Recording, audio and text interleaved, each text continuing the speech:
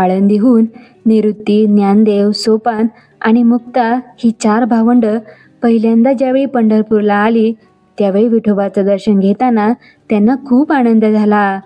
या आनंदाचे वर्णन करताना शेजारी उभ्या असलेल्या मुक्ताला ज्ञानदेव म्हणाले, "रूप पाहता लोचनी, सुख झाले ओ साजनी." मुक्ताला ते कौतुकानं साजनी असं म्हणत आहेत. त्यावर मुक्तानं विचारलं, "दादा, विठोबाचं रूप पाहून तुम्ही सुखी झाला, तसं इतर लोकांना विठोबाचं दर्शन घेतल्यावर सुख का मिळत नाही? तुम्ही म्हणता तो हा विठ्ठल बरवा, तो हा माधव बरवा, तसं इतर लोकांना का वाटत नाही?" त्यावर ज्ञानोबा म्हणाले, "मुक्ते, बहुत सुकृतांची जोडी, म्हणून विठ्ठली आवडी." अगं मुक्ता, पूर्वजन्मीची पुण्याई असेल तरच ईश्वराची आवड उत्पन्न होते. म्हणजे नीतिधर्माचे आचरण, ईश्वराची उपासना आणि शुद्ध मनाने जीवनाची वाटचाल केली असेल तरच या जन्मी ईश्वराची आवड उत्पन्न होईल.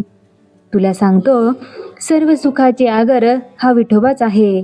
हा विठोबा केवळ मूर्तीत नसून चराचरात भरलेला आहे. हा अनुभव संत ज्ञानेश्वर महाराजांनी घेतला. त्यावेळी ते म्हणतात, "अजी सोनियाचा दिनू, वर्षे अमृताचा घनू, हरी पाहिला रे, हरी पाहिला रे." हे सुख काय आहे याची आपल्याला कल्पनाच नसते.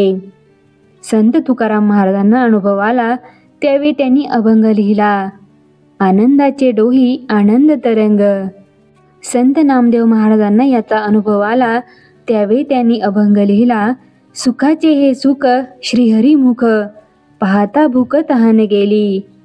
संत अमृतराय म्हणतात, "अजे ब्रह्म पाहिले, अगणित सुरगण वर्णिती जासी, कटिकर नटसम चरण विटेवरी."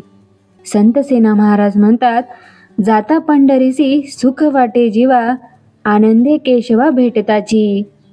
आपण पाहतो सर्व संतांना विठोबाला पाहून खूप आनंद होतो. असा आनंद आपल्याला मिळवण्यासाठी संत ज्ञानेश्वर आपल्याला सांगतात, "संतांची संगती मनोमार्ग गती, आकाळावा श्रीपती येणे पंथे." संतांची संगत, त्यांचे ग्रंथ यामुळे मन निर्मळ होते आणि मन निर्मळ झाले की ईश्वराची आवड उत्पन्न होते.